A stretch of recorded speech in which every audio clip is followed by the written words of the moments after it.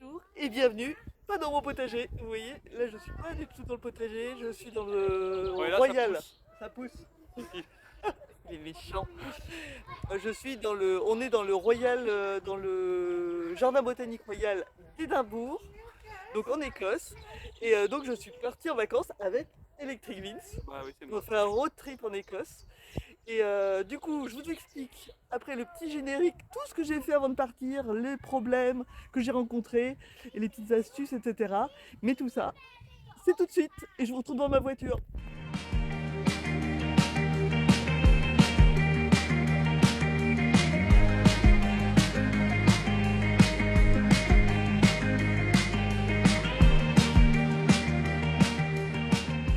Alors, je vous explique ce qui s'est passé.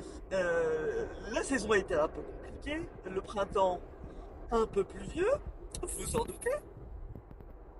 Il m'a entendu criser pendant 6 mois sur, sur les limaces, les escargots, la flotte.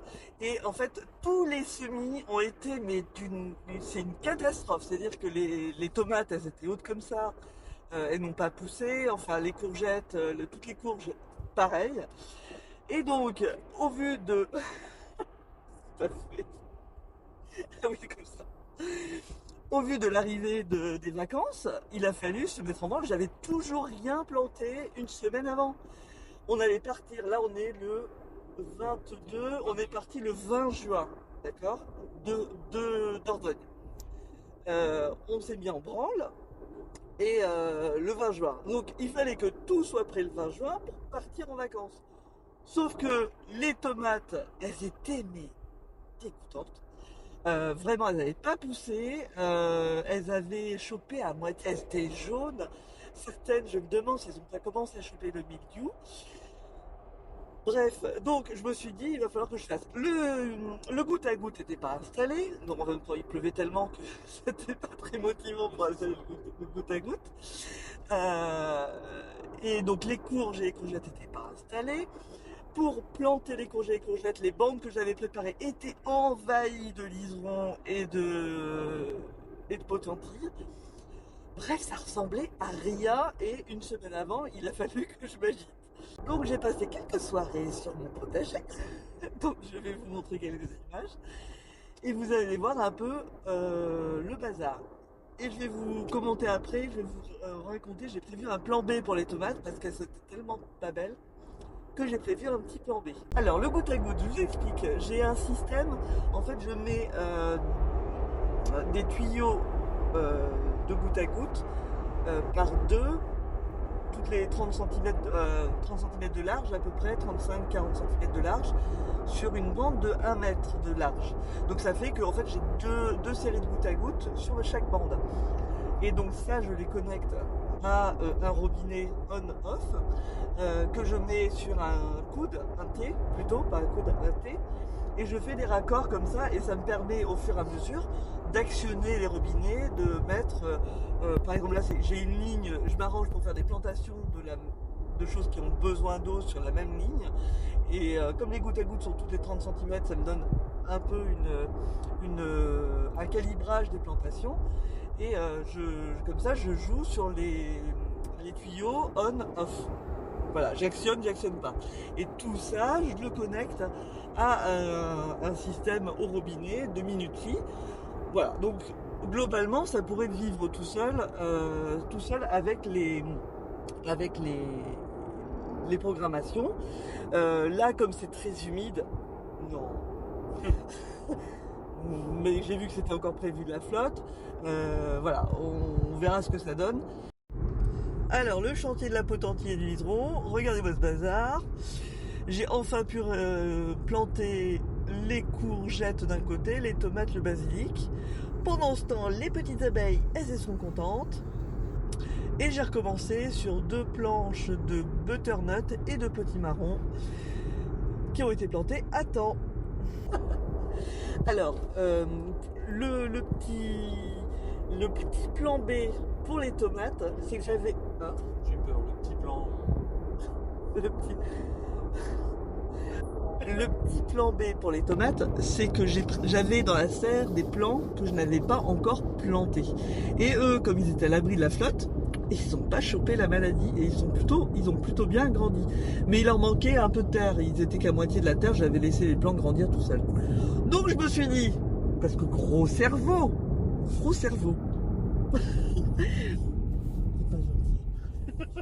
Gros cerveau, si je maintiens, gros cerveau, enfin je vais essayer, on va voir, on va essayer de sauver le truc.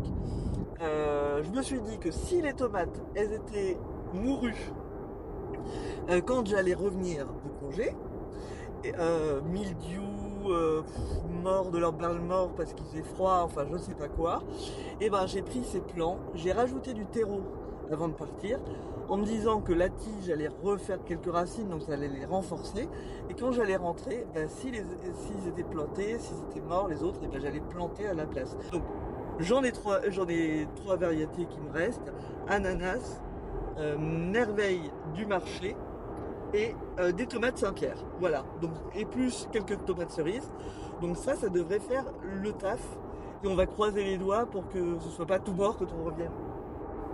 Parce qu'on n'est pas prêt de les manger les tomates, hein, moi je vous le dis, hein. Elles font aller 20 cm maximum celles qui sont plantées. C'est quoi 20 cm, c'est très bien, même limite trop. C'est pas pour des tomates. Bref, voilà.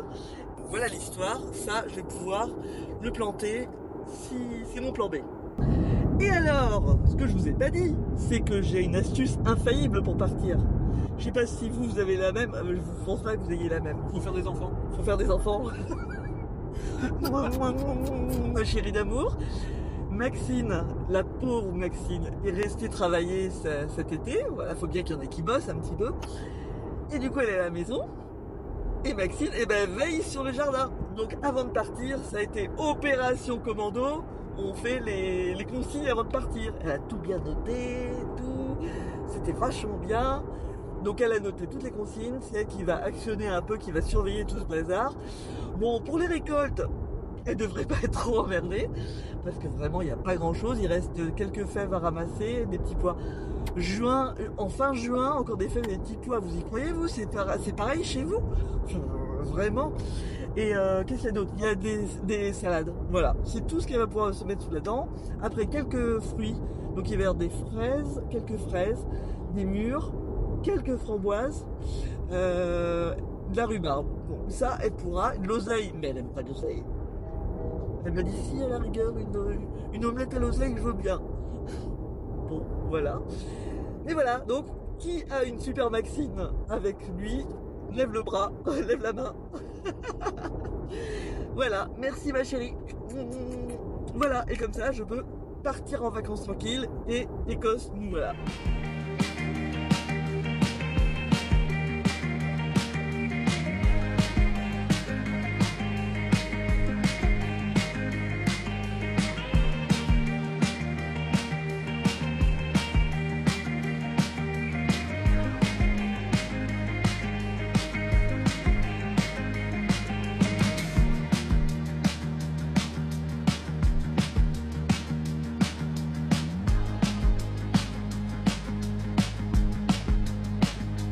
Alors moi je me plains des cailloux. Alors regardez derrière quoi. Ce qui est d'abord c'est sur une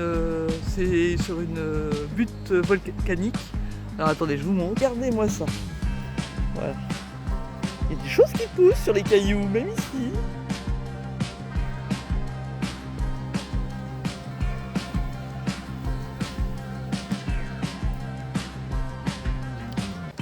Bon, il n'y a pas trop de quoi se mettre sous la dent. Hein. Bon, tant pis.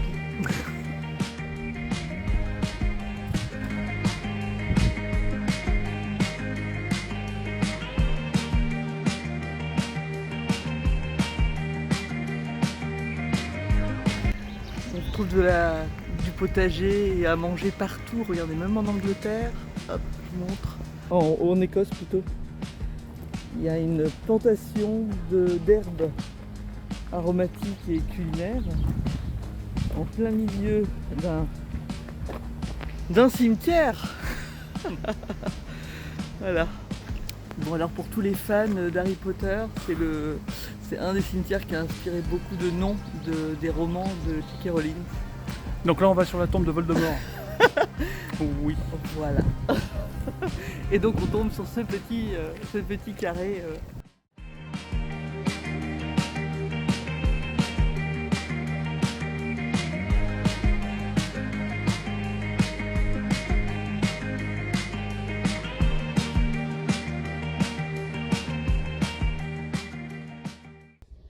Allez voilà, on clôture cette petite vidéo. Vous voyez, c'est un format un peu spécial, c'est le format vadrouille.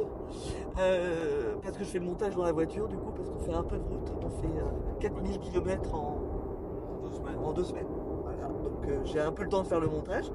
Si cette petite vidéo vous a plu, ben, n'hésitez pas à vous abonner, à cocher la petite cloche des notifications, à partager, à me dire ce que vous en pensez. Et le petit pouce. Et le petit pouce. Faut pas oublier le petit pouce. Ça fait plaisir, ça encourage. Si je raconte pas trop de bêtises. Si, bah surtout quand tu racontes de bêtises. Et dites-moi aussi vous comment vous préparez vos vacances, si vous avez un système particulier, si vous vous organisez d'une manière ou d'une autre. Dites-moi, partagez, mettez en commentaire.